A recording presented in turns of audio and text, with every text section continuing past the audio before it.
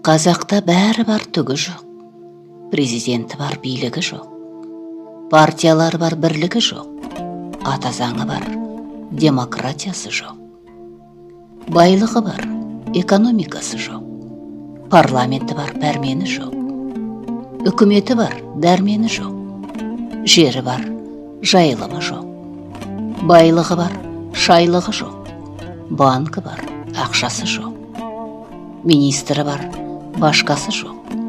Әкімі бар, әмірлігі жоқ. Соты бар, әділдік жоқ. Мемлекеттік тілі бар, қадірі жоқ. Қырты бар, шешені жоқ. Тағы бар, көсемі жоқ. Қазынасы бар, есебі жоқ.